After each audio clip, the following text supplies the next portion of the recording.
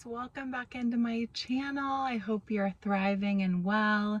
I wanted to jump on in today's video and just talk a little bit about the new moon coming up in a few days. This is a really awesome time for us to plant seeds of new intentions. New moons are all about newness and putting ourselves in the forefront of the newest version of ourselves and who we're becoming. So I want to talk through a little bit of Gemini. That's the sign that will be this lunation, and you'll probably be feeling it for the next week or so. But it feels like our emotions are a little bit high during these moon cycles. But Gemini is known as a complex sign. It can be a little nuanced, much like the social butterfly of the zodiac. They like to have their hand in a lot of different types of energy. So you may find yourself kind of dipping your toe in a lot of different things in this coming week, or just even in the coming moon cycle.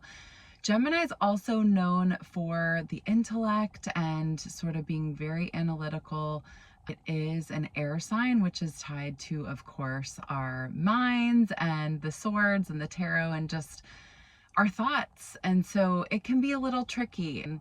You might find there's a little bit of psycho analysis that you're doing on your own mind and sort of things that are coming up. There's just a few things I wanted to kind of let you know you might be experiencing through this new moon. Number one, information may come into you and you might have revelations or information that comes through another source, or maybe it comes in a physical, tangible way, like an offer or a phone call or an actual, bumping into somebody in person and having a conversation. But there's a lot of sort of misunderstandings when it comes to communication. And I think our minds, we can kind of come to conclusions and we try to naturally fill in the blanks. So be aware this week if you're, on calls at work and you sort of feel like maybe somebody's mad at you or you just don't understand the energy. It's probably not you at all. It's most likely just the fact that somebody's distracted or they're off, living their own life. And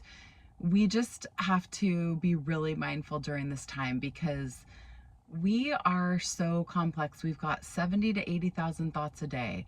And when we don't have all the information, say for example, you're trying to make a big decision, or you're coming up with like checklists or sort of positives and negatives that might be coming up with a certain decision that you're forced to make, just try to stay, instead of being like, I have to figure this out right now and I need to make a choice, be in curiosity, stay open, be exploratory, let the story unfold. That is really the overarching message I want to leave you guys with today.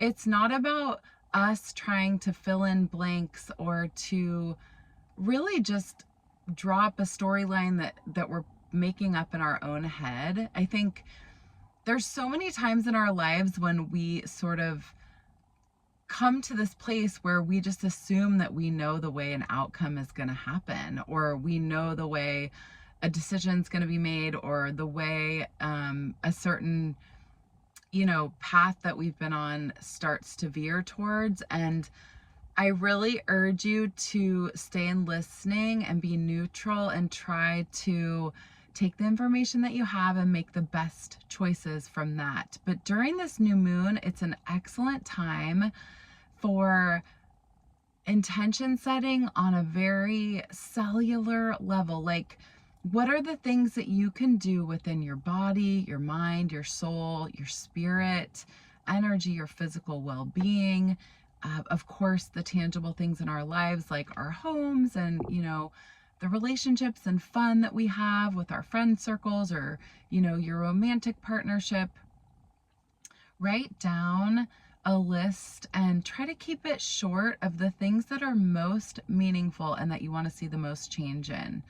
Just think about if you had an open, beautiful garden with soil that had been tilled and watered and just waiting to be planted with these flowers. Obviously, you wouldn't sprinkle in like 20 different types of flowers and herbs and shrubs and sort of a mix that was overwhelming, right? You would want it to feel like there was continuity and that it really spoke to your soul. Maybe you've been wanting to plant a vegetable garden.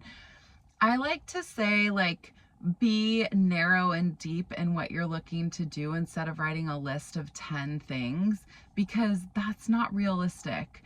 It's almost like you take 2 or 3 things that are really at the top of your mind, of your wish list, what you're dreaming and thinking about doing and who you're becoming, and then you can map your literal days to what it is that those things are on the list.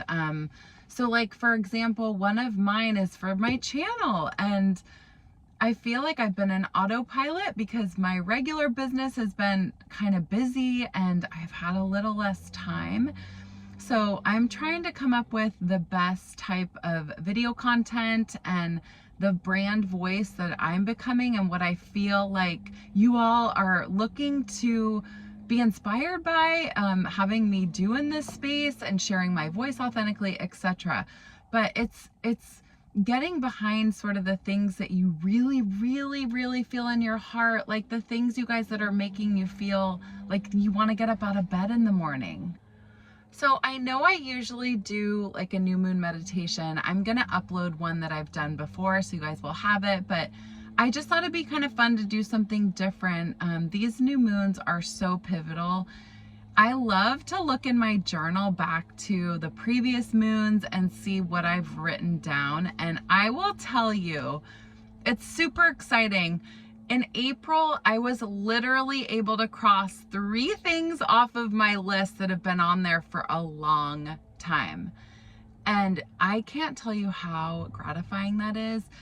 I don't need to talk about what those things are or shout about it to anybody, but it's like for my own internal knowledge, knowing that I am totally mapping my compass to what I'm bringing about and the blooms that I'm trying to continue to see happen all around me in my life, with abundance and high frequency vibrational people and experiences and jobs and my love life and everything just firing on all cylinders. So know that you too have the power. The power is in our thoughts, and you have the power to create your own reality. We are creating our own reality.